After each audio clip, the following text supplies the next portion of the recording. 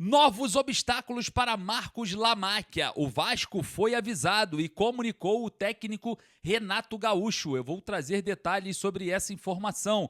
Vamos falar também sobre o treino no CT Moacir Barbosa. E jogador badalado tem calma e cautela da diretoria cruzmaltina. Salve você antenado aqui no canal, meu nome é Lineker Biondi, estou chegando nessa quinta-feira com todas as informações do Vasco aqui no canal que foi criado somente para você.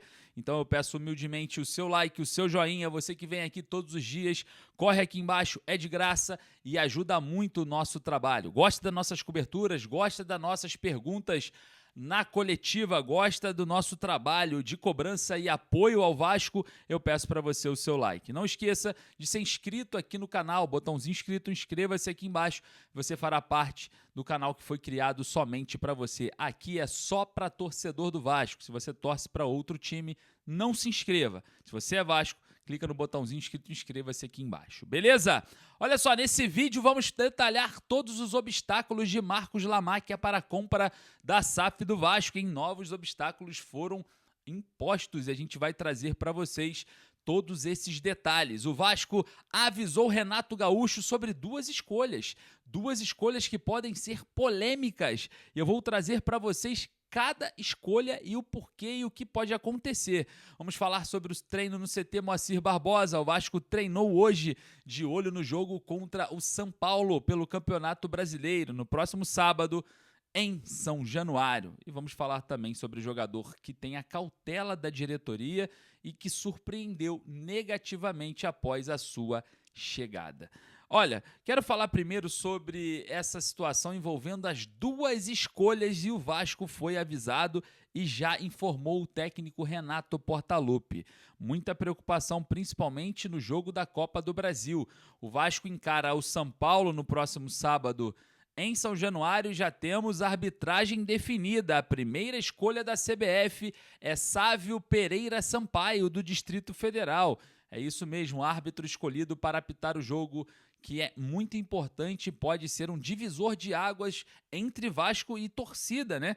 Um jogo que pode também ser com clima muito tenso ou até mesmo recuperar a confiança junto ao técnico Renato Portaluppi. Então a primeira escolha, Sávio Pereira Sampaio. A segunda também foi comunicada ao Vasco e o Vasco já passou um telefonema para o Renato Portaluppi já ficar ciente. Ramon Abate-Abel apita no meio de semana, no dia 21, em Belém do Pará, Paysandu e Vasco pela Copa do Brasil. É a estreia do Gigante da Colina na competição. E aí, vai com o time reserva, vai com o time titular? A prioridade é o brasileiro. Vamos ver como que o Vasco vai administrar esse jogo de ida, né? Esse primeiro jogo da Copa do Brasil. Vasco e Paysandu, Paysandu e Vasco, estádio confirmado, será no Mangueirão. A torcida do Vasco já esgotou os ingressos para o seu setor e existe uma grande mobilização também da torcida do Paysandu, no qual as duas são aliadas. Então teremos aí uma grande festa em Belém do Pará para essa partida em que foi definido Ramon Abate-Abel, o árbitro da partida entre Paysandu e Vasco. Bom, vamos ver como que o Vasco vai administrar essa rodada de Copa do Brasil, nessa fase, a quinta fase da competição.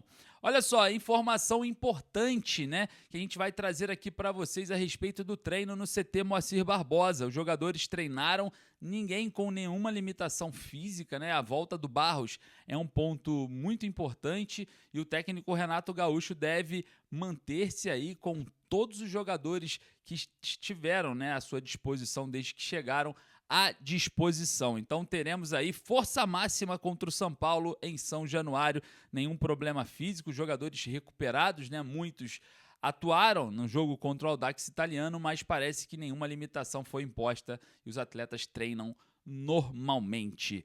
Olha só, informação importante também sobre a venda da SAF, novos obstáculos. Será que o Vasco terá problemas nessa venda também no âmbito internacional? O conflito de interesses acerca da agência reguladora, né, da CBF, vem assombrando a torcida do Vasco acerca dessa possível compra de Marcos Lamáquia com a SAF vascaína. A gente vai falar também bastante sobre isso junto com o professor José Humberto. Professor José Humberto, que é especialista em direito empresarial, traz todos os detalhes aqui pra gente no canal. E eu já peço para você, corre lá no canal, Professor José Humberto, se inscreva porque ele traz tudo muito bem detalhado. E eu vou trazer aqui para vocês agora o professor José Humberto falando sobre esses novos obstáculos. Há um obstáculo que pode acontecer nessa venda. Eu vou falar sobre isso, falando da SAF do Vasco, acompanhando aí essa venda que está prestes a acontecer. Estamos aí na reta final, torcendo para que ela aconteça. Bom lembrar que nós temos Marcos Lamáquia, um investidor, comprando a SAF do Vasco, e essa operação está aí quase acontecendo. Nós falamos em alguns outros vídeos, vocês lembram disso, de alguns obstáculos que precisam ser superados, né? Aquela arbitragem lá com a 777, um problema que parece que já está sendo aí resolvido. Também uma questão quanto ao associativo, porque a compra é de 90% do Vasco, precisa aí de uma parte das ações que estão no associativo.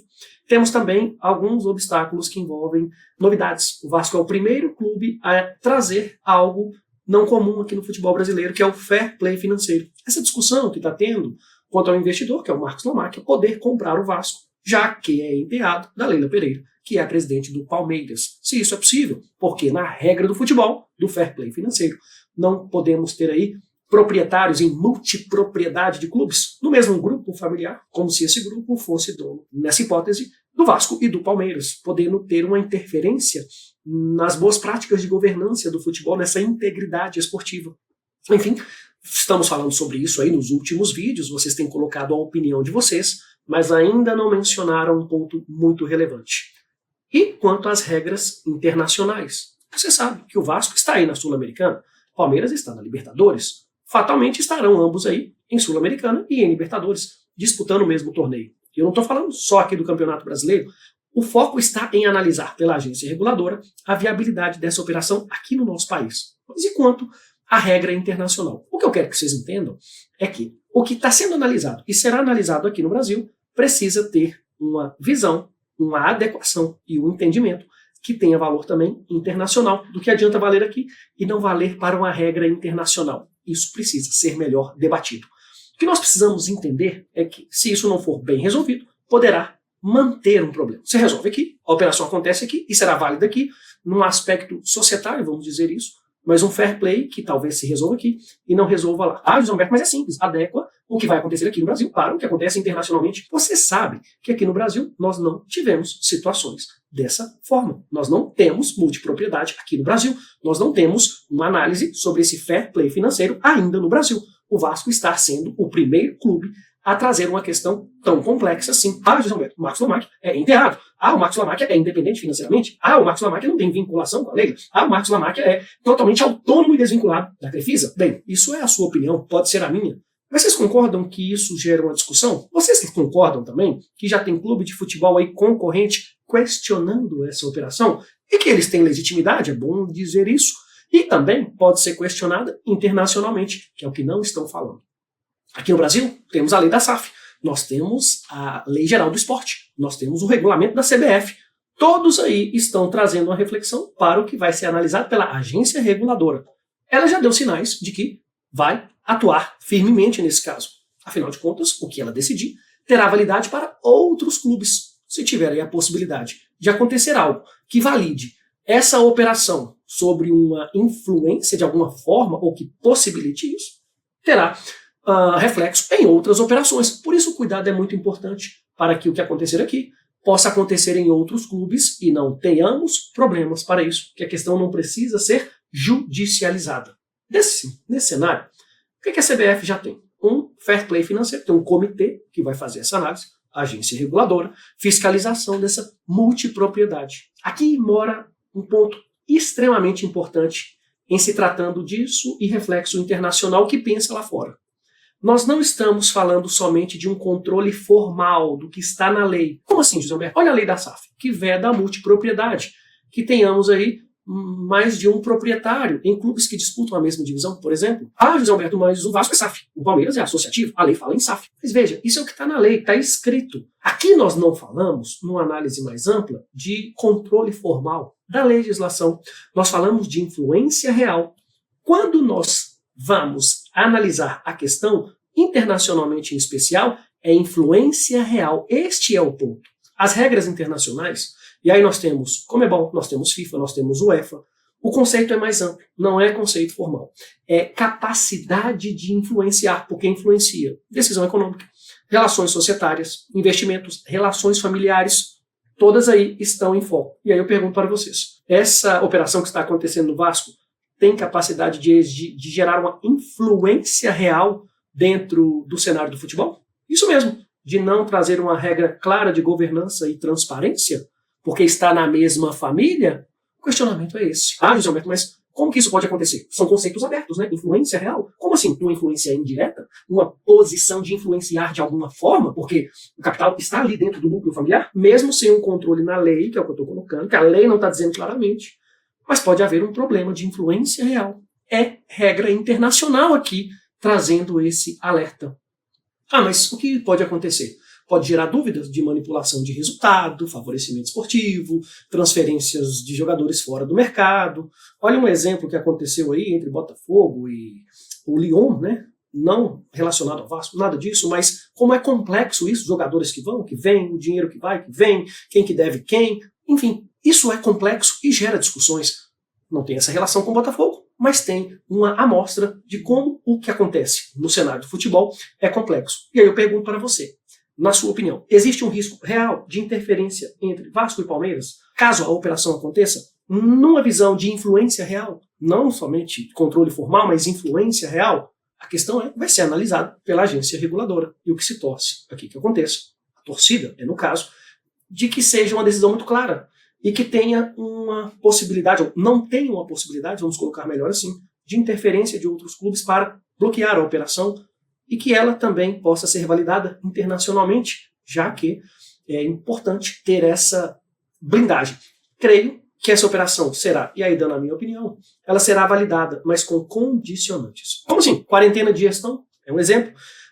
Blinding Trust, né, o que nós estamos falando, do Marcos Lamáquia não poder exercer a gestão até a Leila ser presidente do Palmeiras, creio até 2028, de um aporte progressivo até ele ter o controle, quando a Leila ainda estará na presidência do Palmeiras.